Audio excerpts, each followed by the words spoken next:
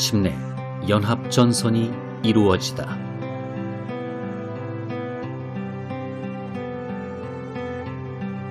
집강소 활동 기간, 일부 호남 지역의 북접 세력은 최시형의 지시를 받으며 전봉준에게 협조하지 않았고 충청도와 경상도 농민군도 주저하고 있었다. 전봉준이 2차 봉기 준비를 끝낸 뒤 결단을 내려 농민군을 삼내로 모이게 한 것도 북접을 압박하는 하나의 수단이었다. 9월 20일 무렵 노젓가리가 논에 쌓인 삼내에는 흰옷을 입은 사람들이 언덕과 들판을 가득 메웠다. 전라도, 충청도, 경상도 사투리가 뒤섞여 왁자하게 들판에 울려 퍼졌다. 의기와 울분으로 똘똘 뭉친 사람들이 모여 분주히 봉기 준비에 힘썼다. 호남의 입구에 자리 잡은 삼내는 교통의 요지였다. 충청도를 거쳐 달려온 파발마들이 천안, 여산을 거쳐 삼내역에서 휴식을 취하고 서쪽의 옥구, 군산, 남쪽의 전주, 정읍, 광주, 나주, 동쪽의 남원, 구례, 순천으로 달려갔다. 또 반대로 남쪽에서 서울로 올라가는 사람들은 이곳에서 발길을 멈추고 하룻밤을 묵었다. 전봉준은 이런 삼내를 농민군을 집결시켜 재정비하는 전진기지로 삼았다. 삼내 고울은 활기에 넘쳤다. 어떤 이들은 종이를 펼쳐놓고 통문을 베꼈다. 되도록 많은 통문을 만들어서 전국에 띄워보냈다. 전령은 이 통문을 실은 말을 타고 각지로 달려가서 삼내로 모이라고 알렸다. 다만 교통이 차단된 북쪽으로는 전달되지 않은 것으로 보인다. 마소에 바리바리 실려온 무기와 군수전, 군량미가 언덕과 들판에 쌓였다. 여염에서는 밤낮을 가리지 않고 밥을 짓느라 굴뚝의 연기가 끊이지 않았다. 남원에 있는 김계남은 내가 북상할 터이니 후원이 되어달라는 전봉준의 부탁을 받고도 운수를 들먹이며 거절했다. 한편 손화중과 최경선은 후방의 공급기지를 지키고자 또 일본군이 바다 쪽으로 상륙할지 모른다는 우려에 따라 광주를 사수하기로 결정했다. 이제 무엇보다도 북접의 호응을 끌어내는 일이 남아 있었다. 전봉준은 호남 농민군을 삼내에 결집시키고 있었지만 최시형의 동의를 얻지 못해 농민군 동원에 한계를 보이고 있었다. 동학의 북쪽 조직, 특히 충청도, 경상도, 경기도 남부와 황해도 조직은 최시형의 지시 없이는 움직일 수 없었다. 최시형은 남접에서 벌이는 봉기를 처음부터 탐탁치 않게 여겼다. 최시형의 가르침을 충실히 따른 김낙철은 해월 선생님 비밀 분부 안에 저 봉주는 교인의 행사가 아니다. 안으로 다른 사상을 가지고 있다. 결단코 상관하지 말라. 비록 100가지 어려운 가운데 있더라도 한결같이 상관함이 없게 하고 한결같이 내 지휘를 따르라고 하셨다라고 기록했다. 심지어 남접을 징벌하라는 벌남기를 보내고 통유문을 띄워서 집강소 활동을 방해하기도 했다. 그리하여 남접 농민군을 공격해 서로 상처를 입히고 죽이는 불상사도 일어났다. 특히 재봉기를 앞두고 남접 농민군은 북접의 지시를 받고 방해를 일삼는 동학교도들을 압박했다. 최시형은 그 무렵에도 다음과 같은 통유문을 보냈다.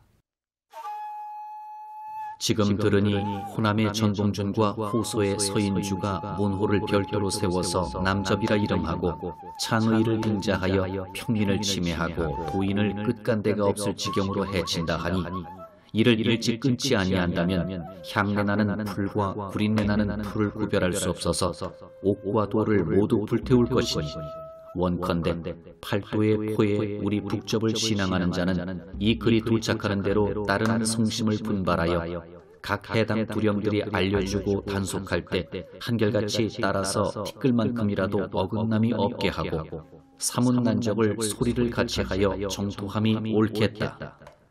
천도교 교회사 초고. 여기에서 말하는 옥은 진동학, 돌은 위동학을 뜻한다. 황현도, 동도와 난민을 나누어 온건파와 강경파를 구분했다.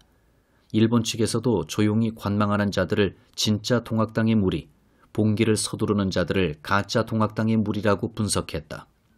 동학교단 내부의 이런 갈등과 노선을 파악하고 있었던 것이다. 그래서 호남에 속한 김낙철 등은 남북교단의 조화 방법을 모색해 김방석, 유한필, 오지영 등을 먼저 전봉준에게 보내 화해를 건의했다. 고대하던 전봉주는 이를 받아들여 전라도 지역 북접 인사에 대한 압박을 중지하고 세 사람을 최시형에게 보내 타협을 모색했다. 신중을 기하던 최시형은 이들을 만난 뒤 김연국, 손병희, 손천민 등 교단 지도자들을 불러 상의했다. 여러 북접 지도자는 논의 끝에 대세가 어쩔 수 없다고 판단했다. 더욱이 조정에서는 집강소 기간에 경기도, 충청도 등지에서 남접, 북접 교도들을 가리지 않고 한 통속으로 보아 탄압했고 교단 지도자들을 체포하려고 포교들을 풀어놓은 상황이었다. 최시형은 손천민을 전봉준에게 보내 진위를 확인했고 손천민은 이를 최시형에게 알려 연합전선을 펴야 한다고 건의했다. 손병희는 대세를 거론하며 남북접이 함께해야 한다고 주장했다. 그리하여 최시형은 마침내 전국의 교도들에게 남북접이 손을 잡고 항일전선에 나서라는 지시를 내렸다. 이를 대동원령이라 한다. 이에 북접 지도자들은 벌람기를 찢고 통유문을 거두었다. 이렇게 하여 오랜 여망인 남북접 연합전선이 실현되었다.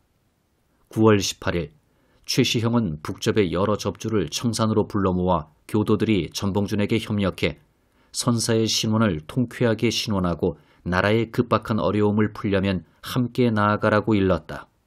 이어 북접 지역의 도소와 접소를 창의소로 바꾸고 군사와 군수품을 모아들였다. 이 대동원령이 내려지자 효과가 매우 커서 특히 충청도, 경상도, 경기도, 황해도 지역에서 봉기가 들불처럼 일어났고 호남의 북접들도 명분을 갖고 합류했다. 삼내에 모여 행진 날짜를 기다리던 남접 농민군은 행군 기일이 9월 20일로 정해지자 환호성을 지르며 하늘을 찌를 듯이 펄쩍펄쩍 뛰었다. 전봉준은 다시 전라도 창의 대중소의 이름으로 충청도 지방의 전령을 연달아 전했고 경상도 지방에도 사자를 보내 독려하는 글을 돌렸다. 이제 삼내는 더욱 복잡거려 비좁아 터질 듯했다. 당시 너른 길이었던 삼내의 도로는 마소가 다닐 수 없을 정도로 붐볐다. 잠잘 곳이 모자라 천막을 새로 치거나 고을민의 집을 빌리며 숙식을 해결했다. 뒤늦게 달려온 이들은 들판과 언덕에서 노숙하기도 했다. 각지의 집강소에서 출발한 양곡과 무기, 화약을 실은 우마차들이 삼내로 꾸역꾸역 모여들었고 생활 필수품을 꾸린 짐들도 마방이나 민가로 들어갔다. 농민군과 따라온 가족들, 삼내의 고을민들은 잠시도 일손을 놓을 수 없었다. 삼내에는 왕궁리 등지에 왕대밭이 많았고 아래쪽에는 왕골이 자라는 논도 많았다. 농민군 수가 점점 불어나 무기가 모자라자 왕대를 베어와 죽창을 만들었다. 왕대 한쪽을 깎고 끝을 불에 그슬려 참기름을 발라 강도를 높였다. 또 화약을 조금이라도 더 확보하기 위해 재료를 모았다. 오줌통에서 오줌이 말라붙은 허연 찌꺼기를 긁어 모으면 화약의 원료인 질산칼륨을 얻을 수 있었다. 또 횃불도 서둘러 잔뜩 만들었다. 횃불은 어둠을 밝히기도 하지만 농민군의 의지를 드러내는 상징물이었다. 횃불에는 나무 토막, 헝겊, 솜, 집, 그리고 무엇보다 송진, 콩기름, 동백기름 따위가 필요했다.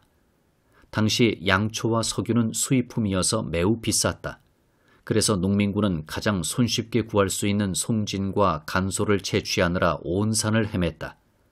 이렇게 손수 만든 군용물자를 수레마다 가득 실었다. 가장 중요한 군수물자 중 하나는 다름 아닌 농민군의 의복이었다. 때는 가을이어서 날씨가 제법 쌀쌀했다. 적어도 몇 달 동안 전쟁을 치르려면 옷을 준비해야 했다.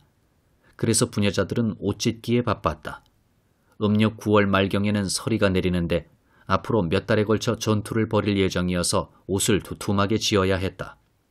농민군의 전투복은 종아리를 끈으로 묶는 등 간편하게 만들었으나 새로 지원한 농민군에게까지 모두 지급하기 힘들었다. 부녀자들이 수십, 수백 명씩 모여 면포를 가득 쌓아놓고 분주히 농민군의 군복을 지었다. 일본 첩자가 쓴 마시검명록에 실린 농민군 군복의 그림을 보면 군졸의 경우 상투머리에 수건을 동이고 한 손으로 조총을 잡고 허리에 화승통을 차고 있다. 게다가 등에는 부적을 붙이고 종아리 자락은 끈으로 질끈 묶었다. 옷 색깔은 황색, 옥색, 청색으로 나뉘어 있는데 지휘관과 군졸을 구분한 것으로 보인다. 농민군 지휘관의 모습을 보면 말을 타고 오른손에 양산을 펼쳐들고 모자를 쓰고 있으며 왼쪽 허리춤에는 긴 칼을 차고 있다. 그 앞에는 화승총을 든 수종이 말고삐를 잡고 말을 끌고 있다. 한편 대장인 전봉주는 백마를 타고 수십 명의 호위를 받으며 행진했다. 화승총이 없는 농민군은 창칼만 들거나 그마저도 없으면 죽창을 꼬나들었다. 추운 겨울에 산과 들판을 누비려면 집신과 버선, 간발도 필수품이었다.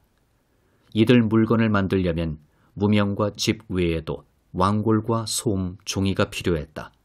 집신은 왕골과 섬줄을 섞은 미투리가 내구성이 좋았다.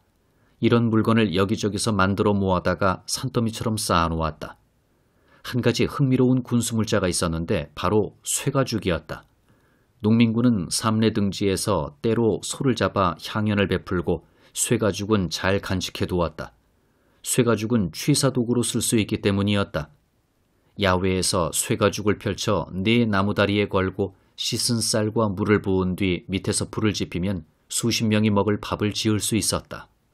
이렇게 전봉준이 직접 지휘하는 농민군은 삼례에서 보름쯤 여러 준비를 하면서 북접의 호응을 기다리고 있었다. 마침내 9월 20일 진군의 나팔소리가 울렸다.